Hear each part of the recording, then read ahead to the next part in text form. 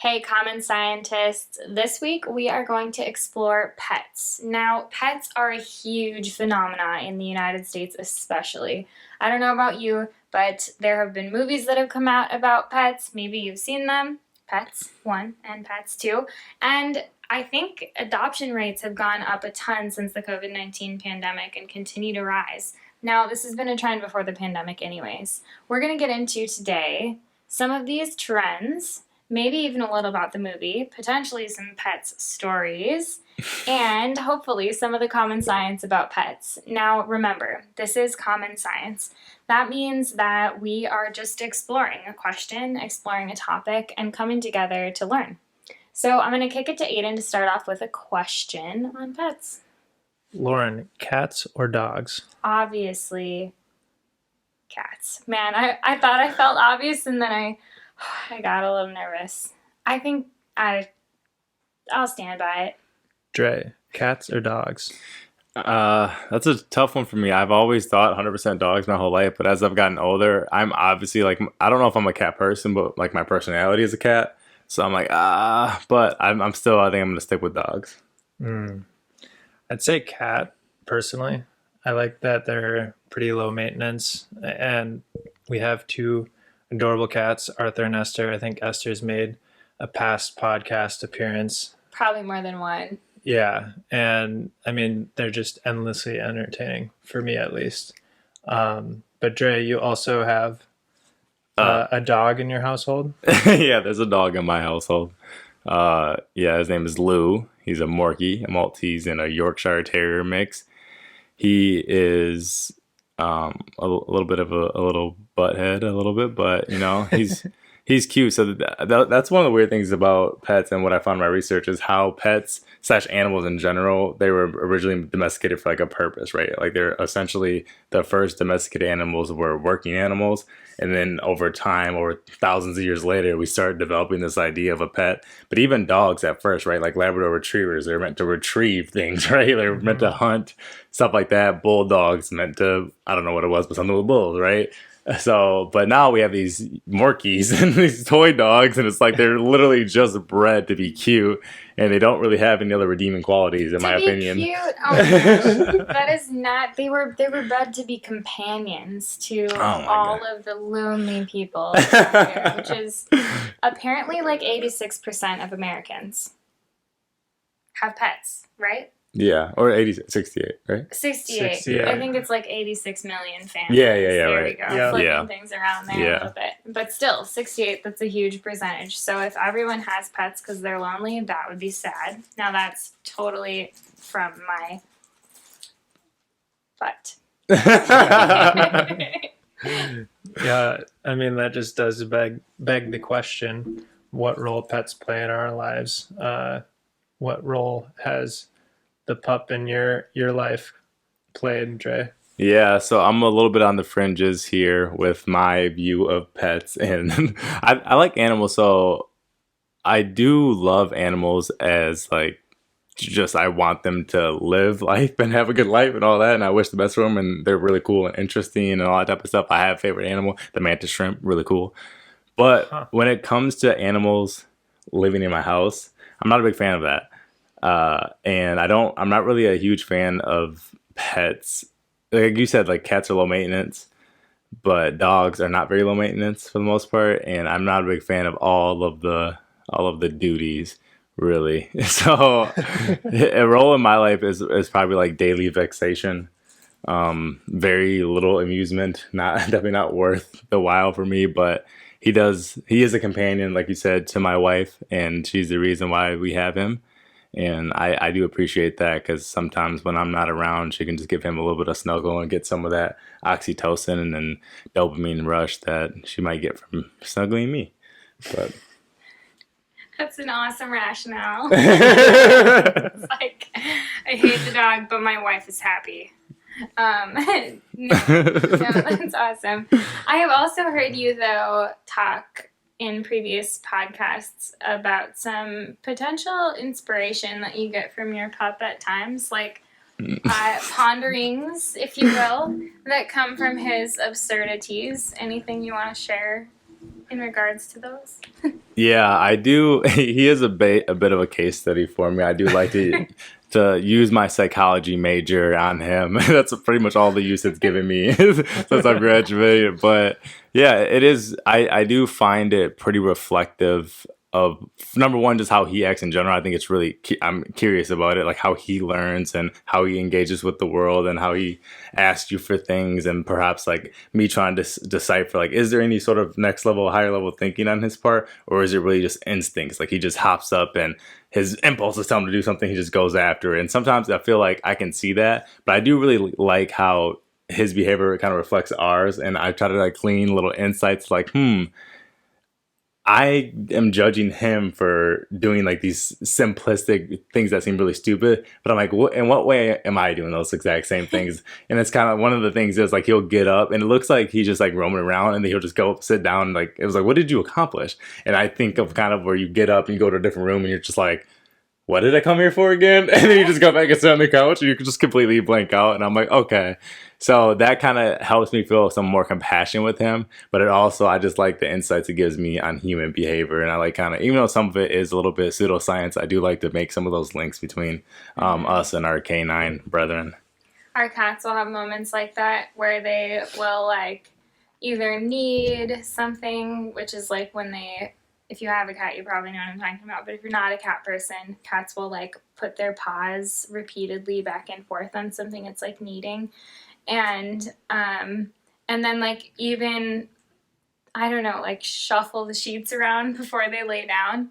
Where I have moments like, what are you doing? Like, just lay down. But then I myself, before I go to bed, take about 4 minutes solid to get situated. Like, Yeah. I'll try this, and then, like, that's not quite right. And then, like, my pant leg is, like, around the wrong way. Like, and I also kind of imagine, just as you said that, I'm like, wow, I wonder if there is a being outside of myself who's like, what the hell are you doing? Yeah. Maybe, Aidan, do you ever feel like that when you're going to bed? You're just like, what is she doing? When it goes on, which which not often, but sometimes. It's okay. Yeah. Yeah, it's funny you guys bring up the cats as inspiration and cat and dog as inspiration. Have you guys ever had any other to give credit to the other pets in the world? Have you ever had a pet other than a cat or a dog?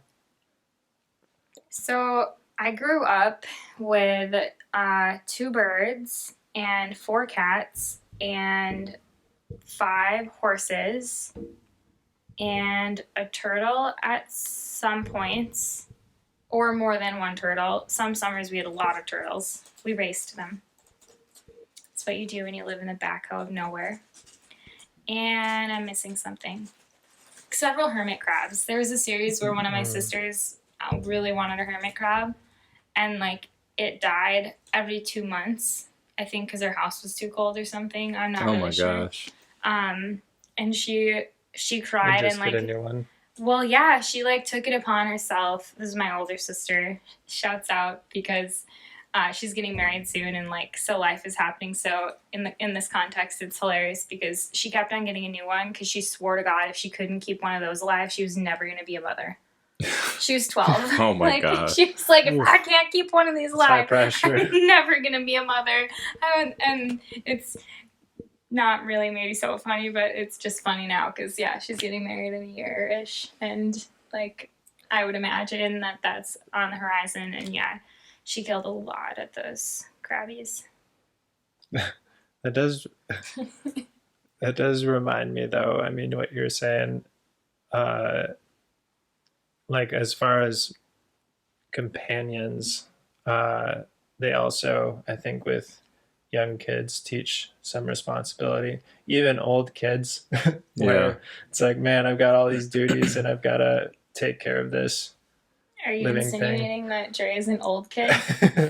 I am, and myself too, because yeah, I mean, I appreciate sometimes just like that, there is this other living, breathing thing that is dependent on me, and I've got to get up out of bed every morning to feed it. What other kind of life lessons or things do you think you've learned from animals? from pets or animals? Besides responsibility, or I guess maybe I'll start with responsibility.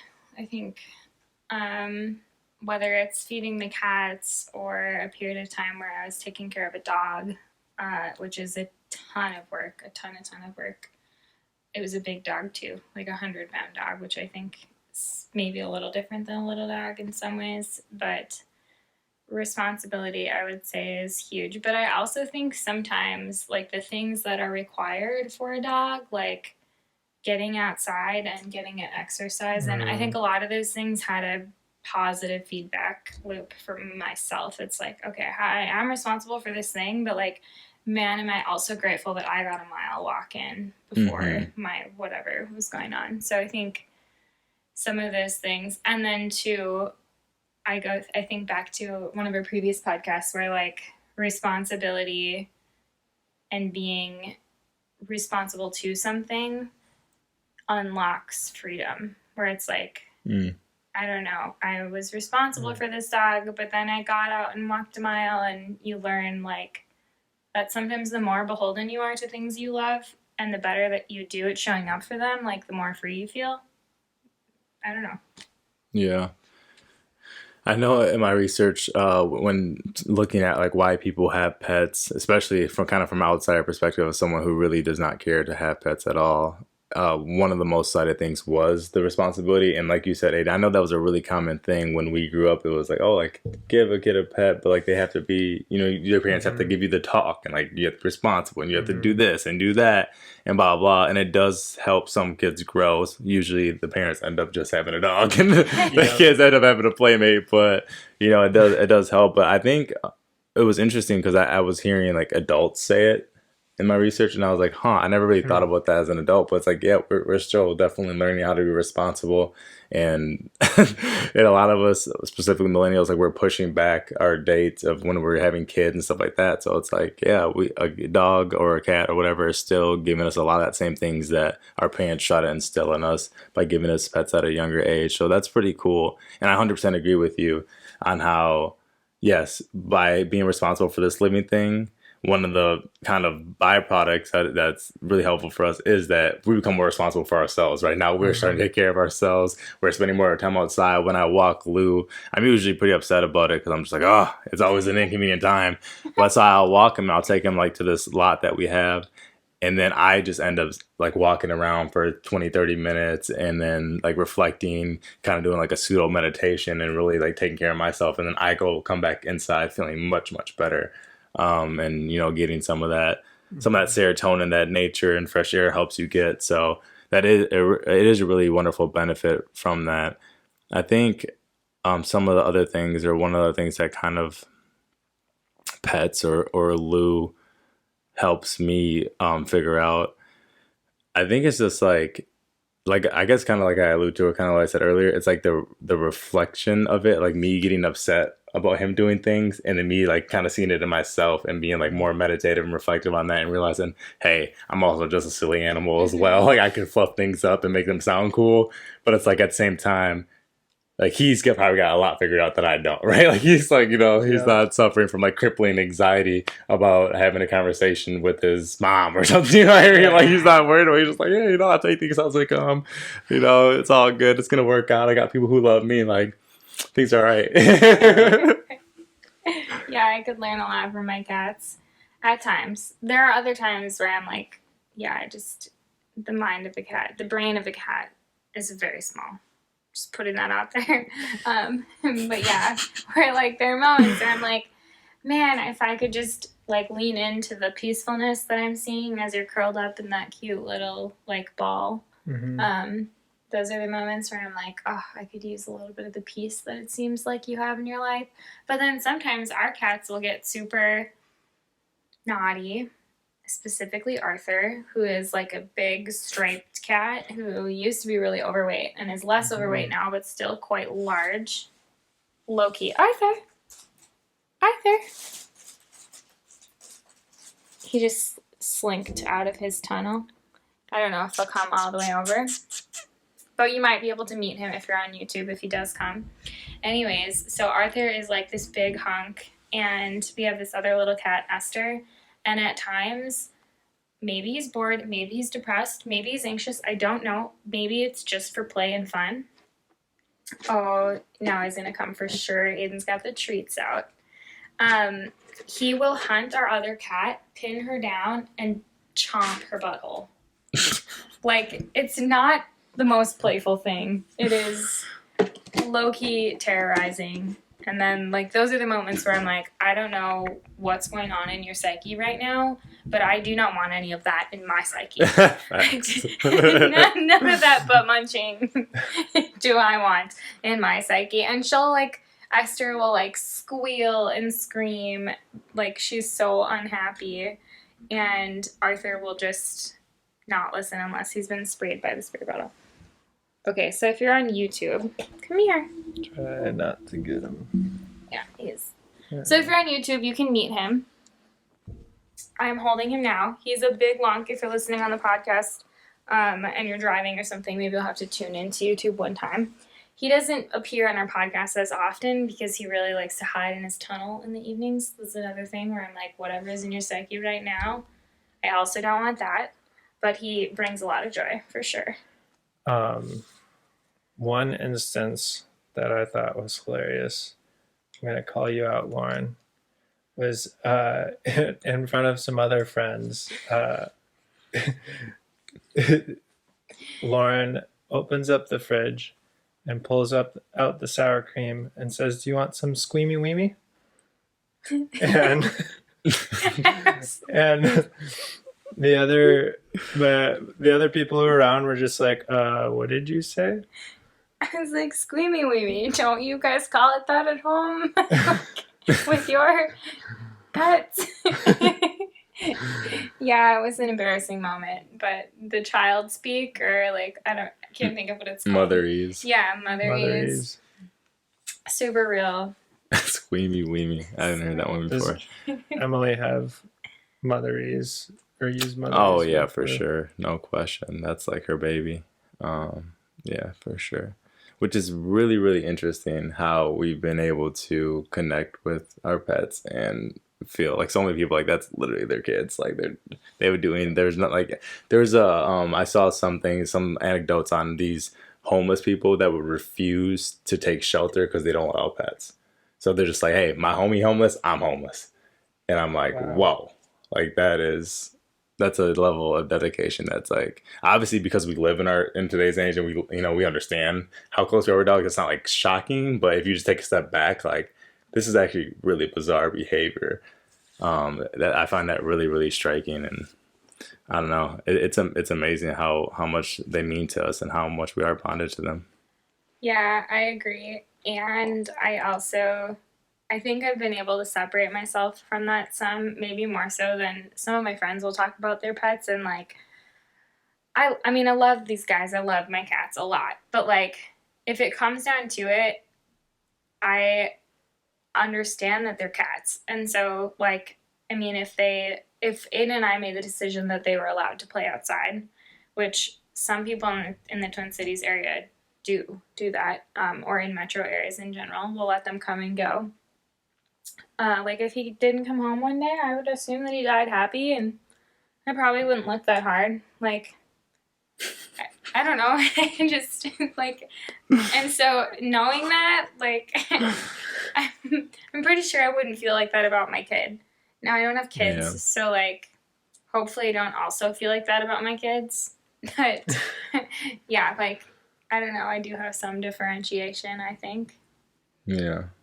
Yeah, I mean, there's got to be, because, like, the other thing is just that they do have short lifespans. And so, I mean, as far as learning lessons go, that was definitely something that I learned growing up was a dog in our life that might have passed when I was a kid, and having to figure that out and how to deal with that. Lessons of death. Wow, yeah.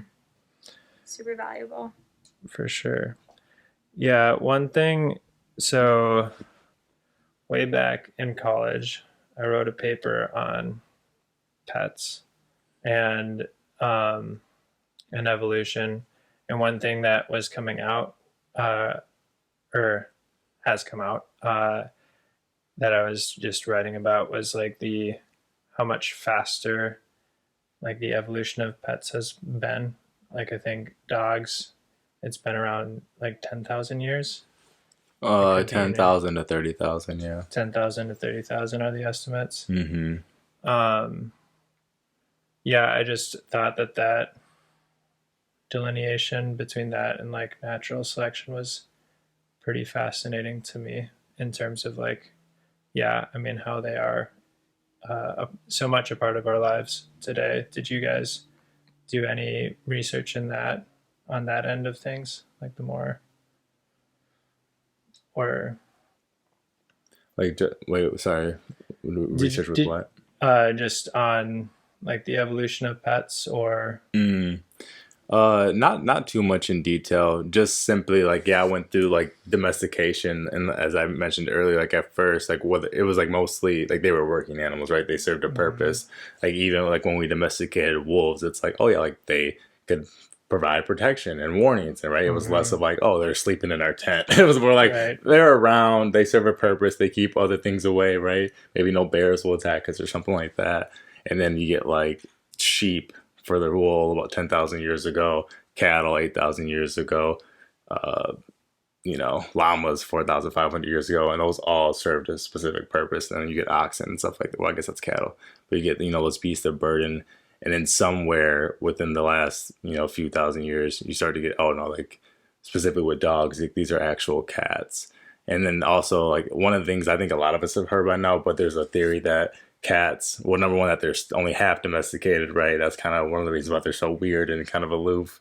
And then mm, also the fact that they might have just self-domesticated as we began to domesticate other animals, and then our agriculture came really into fruition. Well, with that came pests, right? Because we were what do you call it? Concentrating all of our food. So rats were like, oh, this is amazing, right? We can really, we can start eating all this stuff. And then the cats were like, well, now we can start eating all these concentrated rats. So it was just like, oh, you cool, you cool. mm, We both, it's kind of like a symbiotic relationship. But cats are kind of even like that's why house cats are pretty similar to wild cats, right? Big cats are not really that different. They have a lot of the same personalities because they're just half domesticated. That's just how cats are. They're really cool customers. They're like, all right, you cool, I'm cool, like whatever it might be. You know what I mean? Yeah. So that was pretty much the extent of my research into the mm. evolution of them and the domestication of them. But I don't know, Lauren, did you look into anything on that end? No, nothing much more additional to that. Just the one question that I sort of saw that came up was like, yeah, whether or not like cats are the ones who figured out like a really good place to land, or Mm-hmm. like whether we kind of took them under our wing. So I did read a little bit on that, but Mm. it didn't seem like there was a firm, conclusive like side. But it was an interesting question to posit. Like, are cats so intelligent that they were like, oh, I'm gonna slide right in here. Like these people, like you said, like they've got the rats and they've got the mice and they've got all the food. And now if I could just get cute enough that like I could Yeah. slide right into their beds. I Yeah. mean, And get their genius. table scraps Yeah. And get them to yes, open the spring fridge for weenie, me. And yeah. yeah. Right. Like, so that was pretty fascinating. Like wondering, pondering, like, and maybe they weren't. I kind of imply that they were consciously aware of it. And like, if you are familiar with the idea of evolution, you probably know that that's not really how it works. Like, you don't say to yourself, "Oh, I'm gonna evolve the ability to like be invisible," right? Like, a random mutation might happen in your genetic sequence, and something might happen where the population starts to shift in a direction. And so, like, likely cats weren't like, "Yeah, we're gonna slide right in," but something in them maybe did kind of help select for that, which is so fascinating.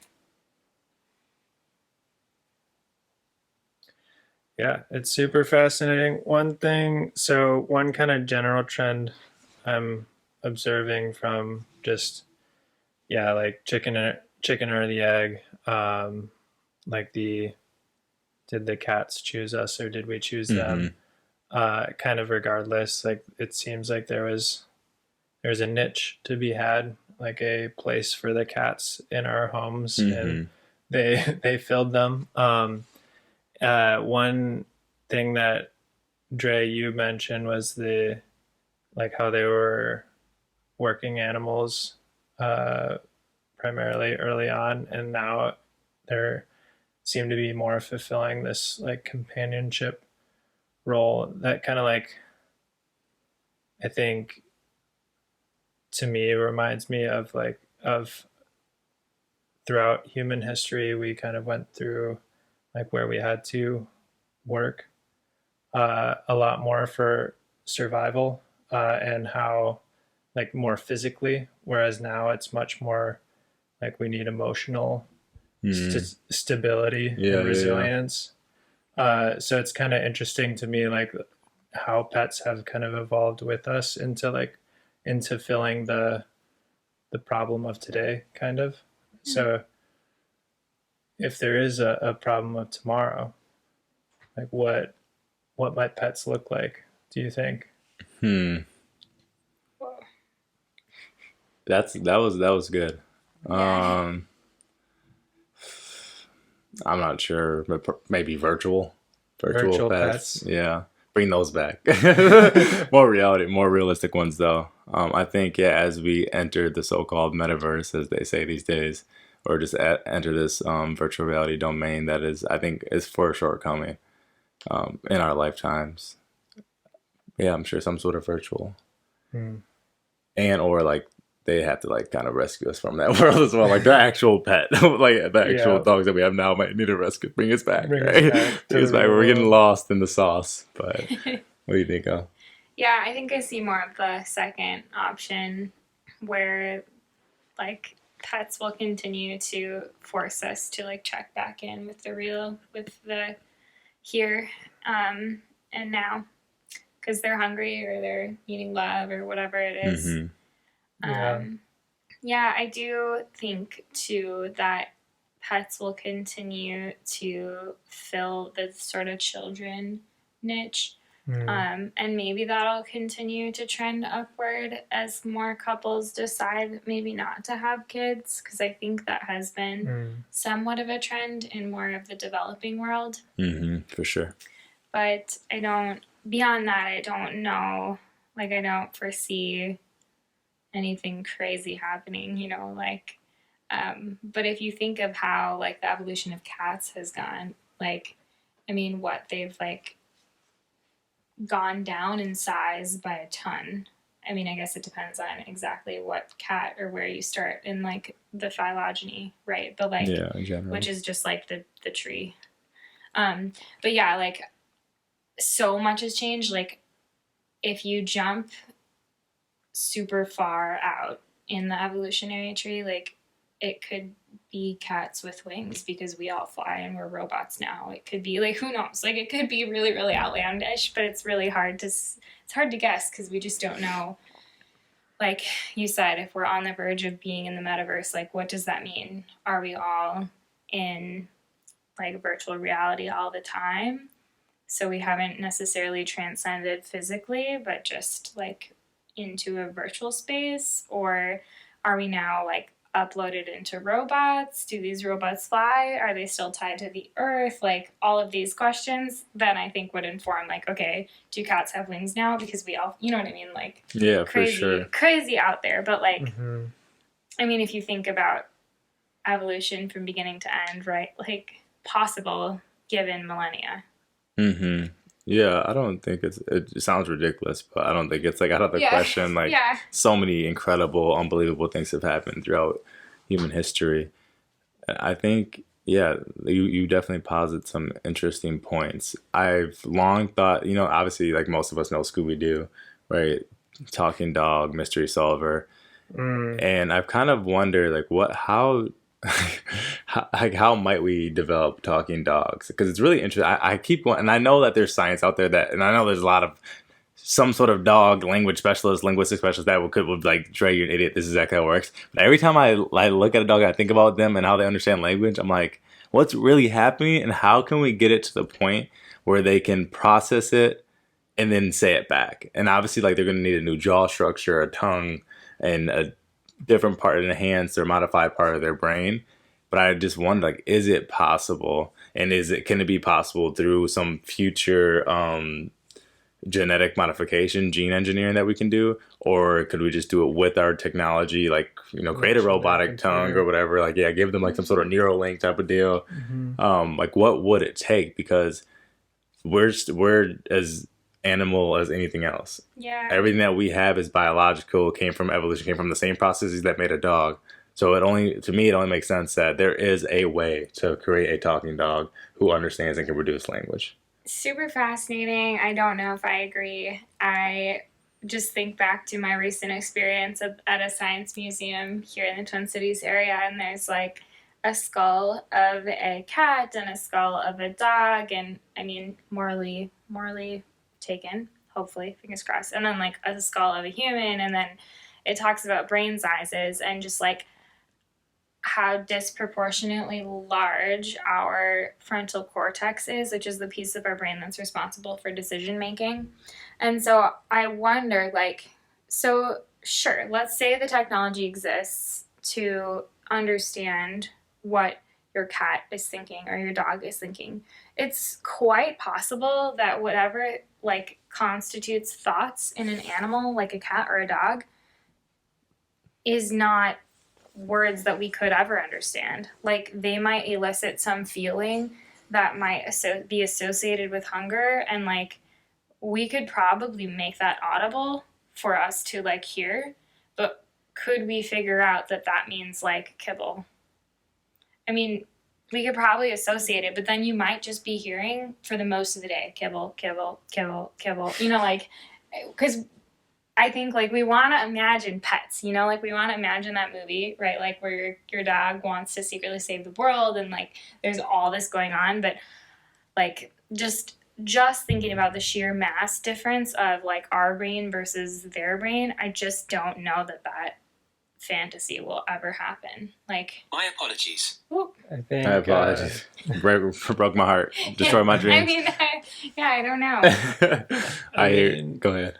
If humans' brains got disproportionately large when we figured out how to cook food and absorb more nutrients, if over a time span of like, I don't know, however many years, 10,000, 100,000 years, like cats were able to absorb nutrients more readily and like have more of that and time to develop a larger prefrontal cortex. In that world, could they produce language? I suppose the one selection pressure of that would be that a larger brain might not be as cute. Yeah. Yeah, it probably won't be. That scenario also implies taking down the whole cat food industry, and I just don't know that that's going to happen. It's possible, though. Taking it down? What do you mean by that? Well, just like you implied, like, oh, all this nutrition would maybe be what could allow that branch in evolution, but like cats primarily eat kibble, right? Like, and if kibble is designed so that cats stay cats, and that's basically what it is, right? Like, we're not targeting our kibble at like evolutionary chains of cats becoming evolved. Like, we are targeting it so that they get the exact amount of nutrients to produce the least amount of shit in your kitty litter box. Like, yeah, like, yeah. Anyways, which is, I guess, I mean, yeah. If you take that out of the equation, though, right? It's all possible, given infinite time. Low key, I'm super glad that my cat doesn't have a huge head and like can fly, because I think he would come and chomp me because he gets cranky sometimes. Flying cats. Have you guys seen those like teacup chihuahuas and stuff? And like their heads are just, their craniums are just huge. They would look like brain, like the mouse from Pinky and the Brain. Yeah, they look ridiculous. They're obviously idiots, but they just have like this huge like forehead that looks like they should be really smart, but they look like morons. Oh my gosh. Yeah, and they're so hideous, but they're also adorable, and I hate it. Yeah, so what we've been sort of like riffing on, though, this is actually a space where I did more research in. I mean, specific to some of the physiology, I talked about like different brain sizes and intelligence, and then a little bit into like learning and classical conditioning of animals, which we can maybe touch on later. But the thing that I thought was fascinating is that there are a whole bunch of people who do believe that this sort of communication could be possible, like better communication at least between pets and owners, specifically between like dogs and owners. I think people assume that dogs have a much higher intellect than cats, and based on brain size, like they probably do have more intellect than cats. But there are actually several different like computerized communication devices where owners are trying to communicate better with their dogs, and like dogs are learning through a computerized device. So like I did listen to a podcast and read into some of these, and like that was fascinating. I didn't know that it existed, like something where like a dog could like press something on like a doggy iPad, and then like a treat would come out and it's rewarded if it gets the right toy or if it follows the right instruction. I think that's oversimplified, and it depends on which tool like you're talking about, but I didn't know that that existed, and it does exist today. So like 10 years from now or 20 years from now, maybe there is an interface that like maybe you don't know what the dog is like thinking, but like maybe it does just like go over to the doggy iPad and it's like clicks a button and it's like, I want to play. And then it's like, you ask the dog, what do you want to play? And then it selects like, I want fetch. And then it's like with the blue ball. I mean, I don't know. But like, it seems like some of that technology already exists, and the dogs seem to know like more tied to action as opposed to like thoughts or behaviors as opposed to that I thought was so fascinating. Like I did not know that capability of intelligence existed in animals, specifically in dogs, but it does. And like clearly there are a lot of intelligent life forms besides humans. I think we just are so elitist and like baked in that like we only talk about intelligent people being humans that like I just, when you take time to dig into it, there just is crazy intelligence out there. Yeah, for sure. There's like have you seen those dogs on TikTok that do all that talking stuff that you're talking about? I haven't seen that on TikTok. Okay, I think there's probably. Yeah, I think there's a few now, but there's one for sure that's super famous, and they have like. I need to grab my charger. Oh, I'll be right back. They have like I don't even know what you would call it, but just a bunch of buttons laid out. Yeah. Right? Like they have some, and she just kept like adding. Like at first she started with just a couple of buttons, and she keeps adding. I don't know what it's up to, but it's up to a lot of like buttons that all had like like Jay saying fetch, walk, this, like chicken, whatever. I want this, right? I love you, like no, all that type of stuff, and. It's this is the type of stuff that I don't know what to make out of it. And I know, like I said, I know there's some smart linguistic dog person who's like, oh, this is just basic, classical conditioning or whatever it might be. But I'm just like, it looked like that dog talking though. Like it definitely seems like they're talking. So I'm very terrified of what's going on, but also like it's extremely exciting. But I don't know, and like when you're talking about like what does their language mean? Because like obviously we can put our own meaning onto it, but obviously their thoughts are not like our thoughts, right? But it makes me think kind of like the movie Arrival, where you have those spoiler alert, but where you have those creatures that speak that different language, and even though it's obviously like their thoughts are far different than ours, right? They're not speaking our language. But it does end up being a language. A linguist is able to crack it, and we're able to get some sort of meaning out of it. And because of this other being who thinks and speaks and exists in some other way, we're also able to enter like kind of a whole, like in this case, it's like entering like, dissolving the timeline essentially, the experience of time. But perhaps if we could somehow... in the future, like some animals, it would probably be a dog, most likely, maybe a dolphin, could get to this instance where they could actually become so intelligent and so whatever, like something in their brain or whatever is attached to their brain where they could actually have an actual language, maybe we could discover something more about existence or more about what it means to be a mammal that we're overlooking at this point in time. Yeah. Whales and whale song. Yeah. If there were one communication form, actually, let me come back to that thought. Earlier, when you were talking about, like, oh, maybe we can figure out, like, crack their code, I think that with the research that we're doing on us, too, like Neuralink, I think it maybe would be more possible, maybe not more possible, but I would maybe say equally possible that we could both tap into something that we know like works two-way and is the same. Like maybe we can't have cats speak our language, but maybe there's an in-between. Like we can learn how to speak by like vibrating sounds, and they can if we figure out like the technology. Do you get what I'm saying? Like maybe there's a more simple in-between version that would like just require less cost on our end and their end, and not in dollars, but like in years or time, or I don't know, just because it's more simplistic. Yeah, and I think that for sure, I agree with that. But also, what I'm talking about is also not just trying to create this technology to figure out what they're thinking or saying or whatever, but just also like getting them to evolve into a being that can speak. Yeah. Like that's also just very fascinating to me. Even though like obviously they're gonna become something different than they are right now, so it wouldn't just be like, oh, like I know what that cat is saying or thinking.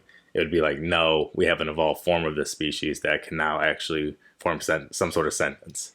Do you suppose that like speech though is a more evolved version of communication? Because I sometimes wonder like if we could communicate like telepathically, like could we communicate emotions and feelings more accurately? Like because I could portray not a word but a feeling.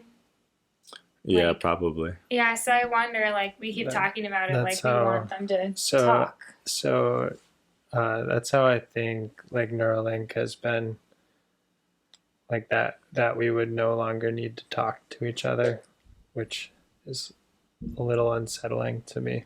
But yeah, that like we could telepathically understand what we're each feeling or thinking through the internet, which is slightly terrifying, but yeah, I mean, exciting in some ways. If there were one animal that you could talk with, telekinesis with, which animal would it be?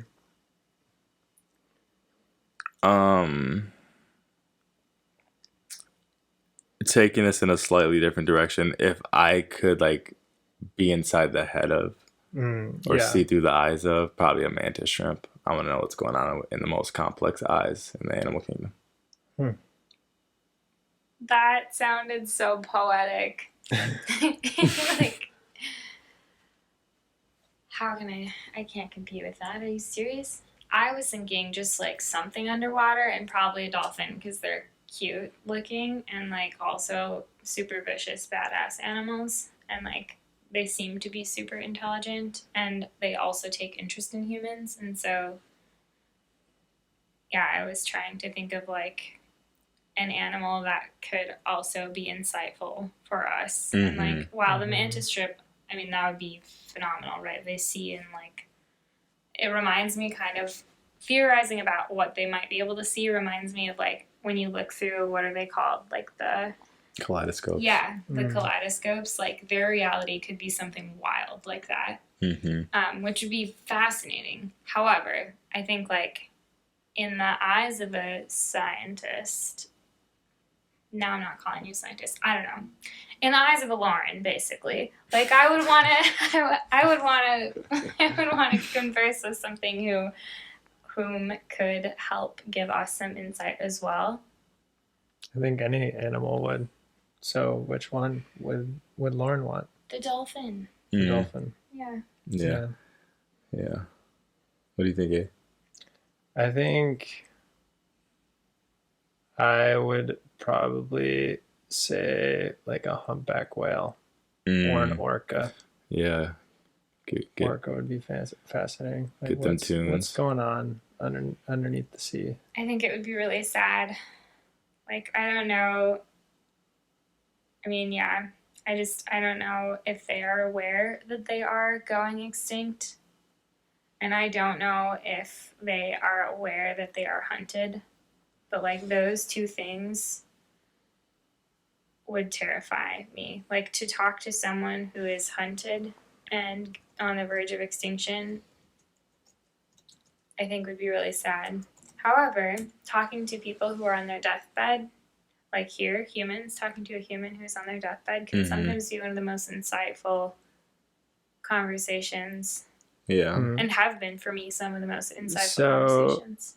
humpback whales, it's been illegal since the early 20th century to hunt them pretty much all around the world except for Greenland. But they still are hunted. Um, they still are hunted. Dolphins? What No. about dolphins? Are mantis shrimp? Do you eat mantis shrimp? What are mantis shrimp? I don't think people eat them. Please describe a mantis shrimp. I don't know enough about them. A mantis shrimp. There's all these different classifications, but there are these shrimps with they'll have like a big claw or something and like a club hand, and they have the most complex eyes in the animal kingdom. With like they're like trinocular, so they have binocular vision in each eye. They see like I don't know, I can't remember the numbers, but all these different like light wavelengths and stuff like that. So yeah, they just experience like there's like all these theories and ideas, and a lot of them are like, no, they can't see Wi-Fi, but essentially that's kind of like what it would be. Like they would be seeing all these signals that are all these things that are going through the air, through the water. They're like seeing these things. There's some. I think I heard this one time, but I was thinking it was got disproven. But like crazy things, like they'd be able to just like see cancer or like stuff like that, right? Right. So that's just interesting things like that. Holy crap. From our own social media right here at Common Scientists, what's even more captivating about these little buggers is the mantis shrimp eyes. They're often considered the most complex eyes in the animal kingdom. While humans have 3 types of photoreceptor cells, the mantis shrimp has between 12 and 16. 12 and 16. So, yeah. I mean, possible that they can see very, very different reality than us. Yeah, no question. They're also beautiful. Yeah, they are. They're stunning. Check them out. Yeah, they're definitely stunning. Oh, I wish I could remember. I'm gonna tag the guy who took those pictures. There's a photographer that does like some underwater sea life stuff. uw.art at uw.art on Instagram. Phenomenal photography. Gorgeous. Check that guy out. Yeah, I think too, going into like another thing. So I would love to be inside the head of an orca or have a telepathic connection with them. Because I believe many consider them to have the most complex emotional system in the animal kingdom, which that would be phenomenal to see. Like, because they're more quote unquote intelligent in that way than us, right? They're more developed. And that'd be amazing to be able to experience that and see what that's like and to feel feelings that perhaps we can't feel or depths that we can't feel. That would be really, really interesting and something that I think would really jive with me because I've kind of been thinking like we keep. Because you know how there's like this idea of how our human intelligence and technological advancement has been like disproportionately increasing compared to like our wisdom. So it's like the whole thing is like, can we do it? But we should be talking about should we do it, right? There's kind of this idea. And to me, that really corresponds with, yes, we're called Homo sapien because it's like we're really intelligent, we can reason, but we need to get into this mode where we're becoming like Homo sentient, like Homo, like feeling, right? I think that should be the new frontier of human evolution is our limbic system, our emotional intelligence, being really nurtured, cultured, and I'm not gonna say selectively bred for because that's a little bit, left brain, but it's just I'm hoping that we get a more developed limbic system in the future as opposed to just our cognitive or our intellectual ability increasing. And I think having telepathic connection with orca might help that. That might be some of that insight you're talking about. Now, I really wish I could have an orca as a pet, but not possible. Right. Very illegal for good reasons. Yeah. Yeah. So I'd love to transition a little bit into like mental wellness of pets and like ethics maybe of pets. And I'm going to start with a pet that's like not common because I think that starting with something like that will kind of allow us to detach ourselves a little bit. But I remember reading a story of a is it the killer whales, the ones who like perform at SeaWorld, the black and white? That's Those what are orcas. orcas. Yeah. And I must have been maybe like 18 or 19 when I read the story, so I'm recalling this from some time ago. But I had visited and saw this orca shark, whatever, orca. They're actually they're most similar to dolphins, actually. Okay, cool. But. Thank you for the yeah. So I had seen this orca perform at SeaWorld or something, I don't remember, with my family, and I remember just being enamored. And like the ocean prior to that point was like this big thing that was cool, but I didn't think of it like as an entity with life. And I'm really grateful for the experience. The performance was awesome.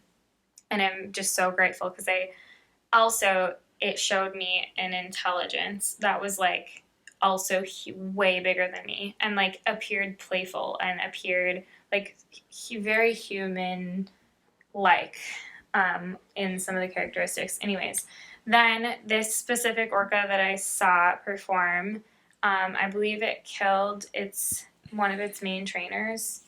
And it turned into this big story about like what to do with it. And I don't exactly remember how that turned out, but I do remember reading about what it would be like to be raised in a bathtub. Like that was the sort of equivalent. And I know this is kind of an extreme example, but I think that was probably the first time I ever questioned the ethics of housing animals. Like the first time I ever really, really thought about it and like questioned myself or questioned zoos or questioned.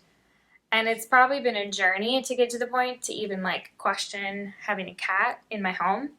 But that was the starting point for me, hearing about like thinking about being raised in a bathtub and like thinking about what that could have been like for an orca.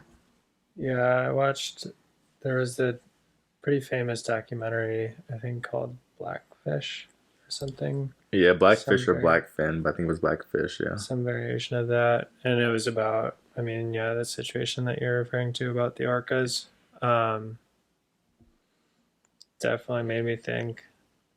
I do.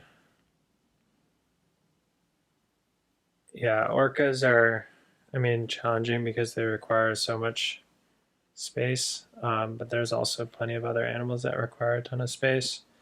I think that animals that have been bred in zoos or animals that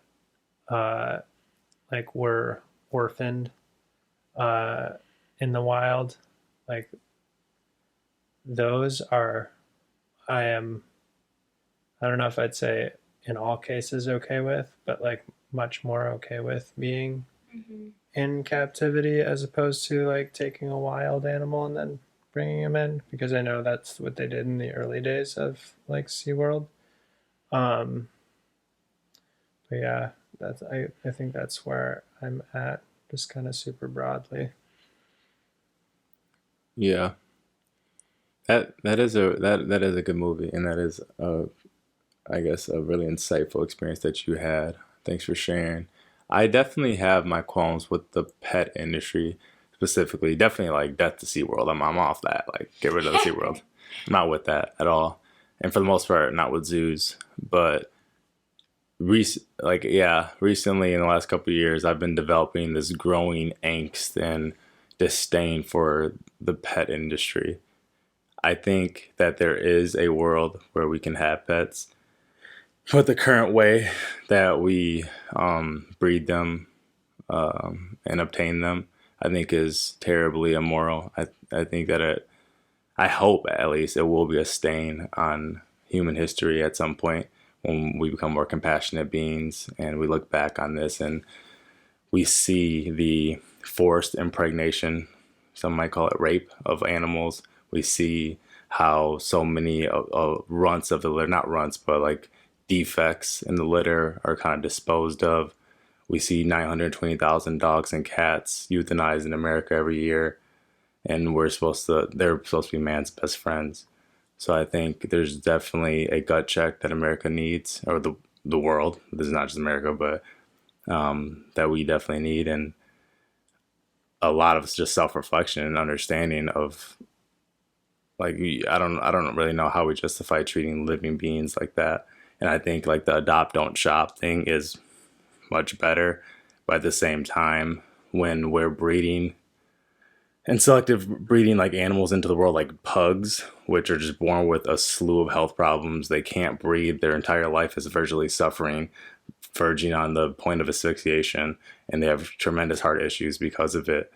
I'm like, I don't see how we would create a form of like living technology that is so defective and can experience that level of suffering. I have a tremendous issue with it. I'm definitely like against pugs, like not them personally, but like against us breeding them and bringing them into existence, and many other animals, apart from just, or many other breeds apart from just like the actual cruelty of how people breed and sell animals, but just like that animal should not exist. Chihuahuas should not exist. These are travesties. And just by their existence, they are suffering so much. And there's just a whole slew of health issues, heart issues, breathing problems, hip issues that all these animals go through because of we bred them for a specific way to be cute or whatever. So yeah, I definitely think the pet industry is very immoral. I'm against shopping for animals. I'm hoping that there becomes a radical change, and I'm hoping that I know the China Dog Festival.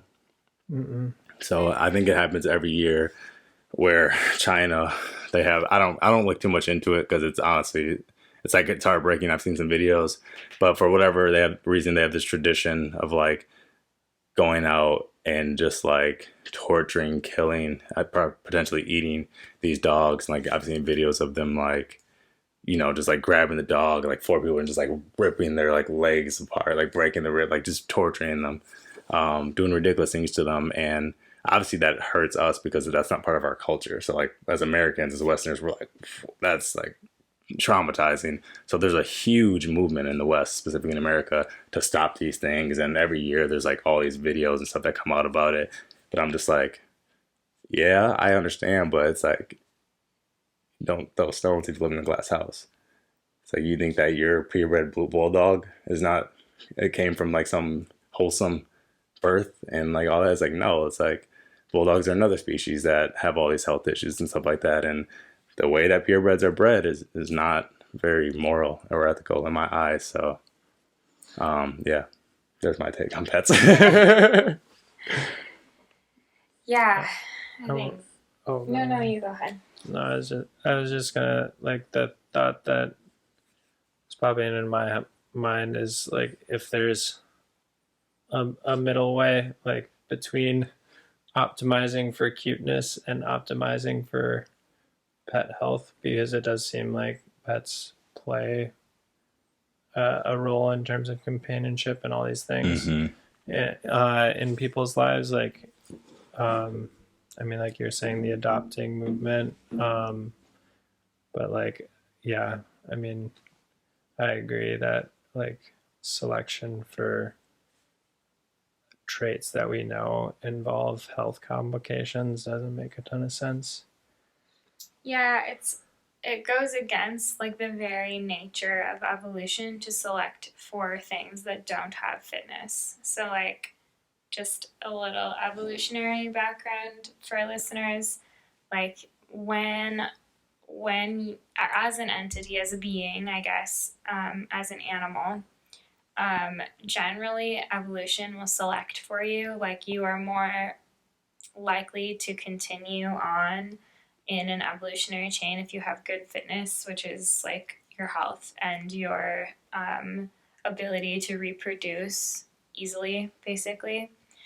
And yeah, it's very, like, it goes against every fiber of like what science has said evolution should be. Like, to produce an animal that has poor health and or cannot reproduce on its own.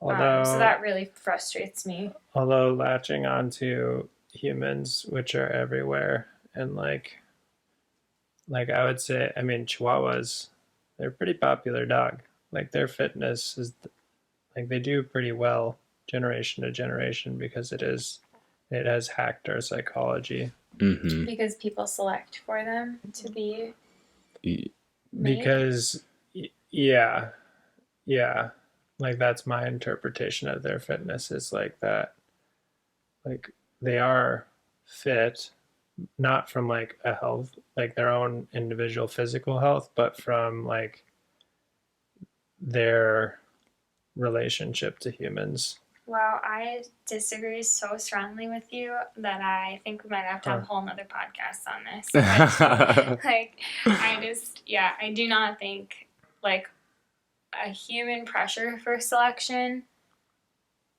should be included in the conversation. So much so that I think pandas should not exist. Like, the only reason pandas exist today are because we force them to breed or we inseminate a female panda so that more pandas can be born because they're a flagship species, which means they bring in a lot of money because people think pandas are enchanting. But, like, you have to force pandas to procreate in order to produce offspring. Like, yeah, sure, we've selected them, but, like, I think that's super immoral.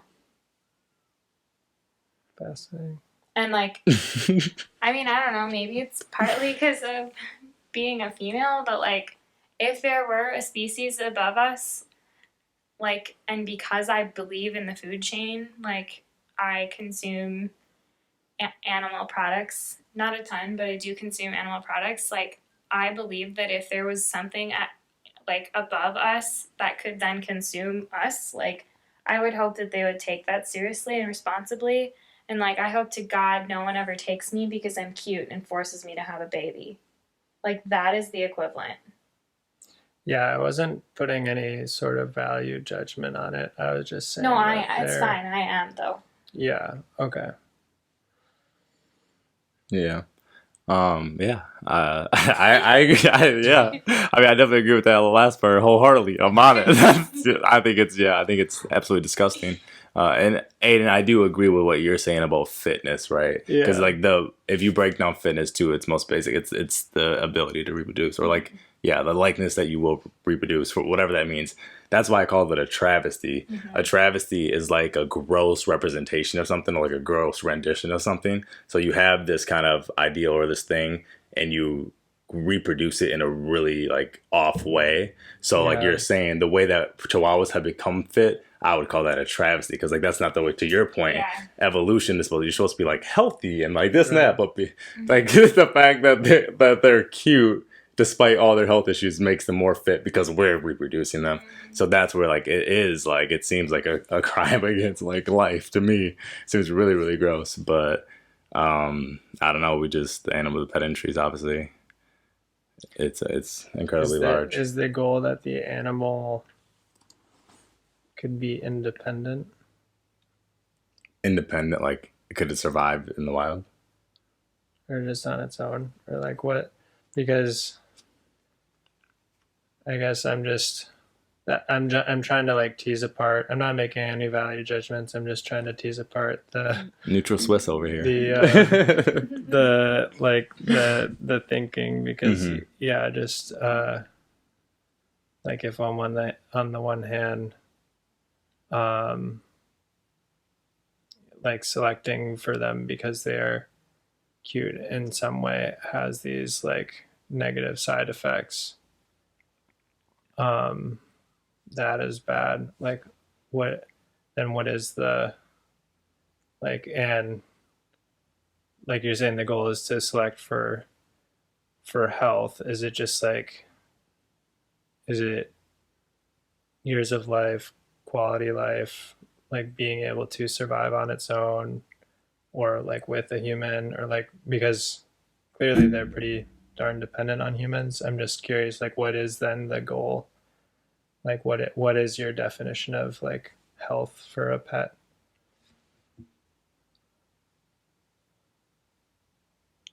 Let me just say, I have an issue with people buying too much fruit and throwing it away. So I have a problem with like the grocery industry and throwing away and wasting fruit. So the fact that we're throwing away dogs and cats, Yeah, like their fruit, yeah, that I have that. So that's the to biggest me, problem, it's yeah. like like the health issues are just like bringing these breeds into existence that are suffering just by being alive because we made them that way.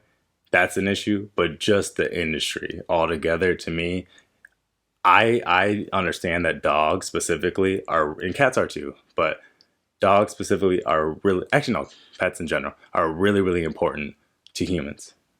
There's a lot of things that they do that they help out with mental illness. Like some can smell cancer, some can smell drugs, some can smell if you need insulin or you're about to have a stroke or a seizure or something like that. Incredibly important form of technology. But because they are living, suffering, feeling, live technology, we have a different moral obligation than like than we do to our iPhone or something, you know. I dissected a cat. I just feel like I need to say that.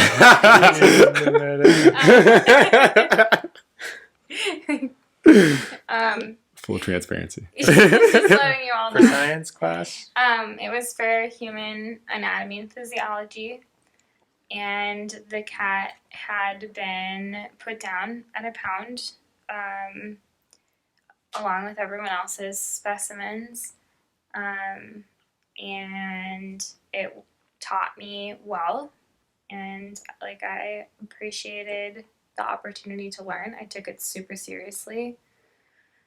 I mean, yeah, I took it super seriously. I did, yeah, I just studied a ton, and like I'm really grateful for the opportunity. It also like pushed me, I think, to like really cherish my own cats. Mm-hmm. But yeah, it came from a pound because of the number of cats that are put down every year. A company sprung up out of that to provide, like, to then take some of those cats and like embalm them or preserve them and then distribute them as learning specimen for anatomy and physiology. So like also like gross that a company, like, that there's so much over breeding, or like there's so much misguided population, maybe is like the best way to say it. I don't know, that a whole company could like survive. I mean, it fills a niche and it like filled a need, I guess, but like maybe an artificial one.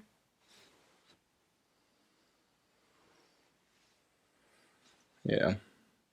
Which, yeah, it's complex. Yeah. Like I said, like pets are like, that's even like, I don't know if that's specifically like given like you're in high school. Mm-hmm. Like, I don't know if like letting a high schooler dissect a cat is really that important. But when it comes to like science and understanding like life and ourselves stuff, really important stuff. So I'm not, and I'm not gonna pretend like I have the answer to that. And like I said, like the dogs and stuff, they have a ton of needs. Help people like, you know, companionship, ease anxiety, ease depression, smell cancer, all these type of things. Mm-hmm. So that, I'm not saying we need to get rid of that. I think that is awesome that they can do it, and maybe it does turn out to. I'm not saying it's an evil, but how the pet industry works, it's kind of an evil right now. So like maybe that is kind of a necessary evil, or maybe we can create those working dogs, those working pets in a more moral way. But the general pet industry, like you said, mostly it's just like the kind of forced breeding, forced sex. It seems like an issue, and then now we have way more supply than demand, and then we adopt them, and then it's like, oh, like this animal I adopted has a heart murmur, I'm gonna give it back. Oh, this animal is gonna cost me a little bit, I'm gonna give it back. Oh, I need to move and I can't take a dog. Oh, I'm gonna rehome this dog who's like been a part of my fucking family for, sorry to swear, but for years, and is gonna have complete anxiety and attachment disorder because all the family that ever knew just gave it up like it was nothing.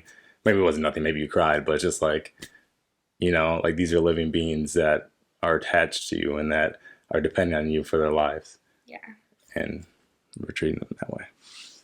Well, common scientists, from the morality of pets to some of the science of pets to some out there questions about animals, even from 3 photoreceptors to the 12 on the mantis shrimp. I hope that you were able to learn something today about pets and dig into some of the common science behind why we love them and whether or not maybe we'll make a change. Hey, common scientists. Hope you enjoyed the cast. Thanks for investing in common science. We hope it brought as much value to you as it did to us. To learn more, smash the subscribe button and visit our website, commonscientists.com, where you can read our blog, join our email newsletter, and follow us on social media. Finally, if you like what we have to say, you can absolutely support us on Patreon. We could always use more support. You can navigate there also from our website, commonscientists.com, common scientists with an S, so that we can continue cultivating a community of common scientists.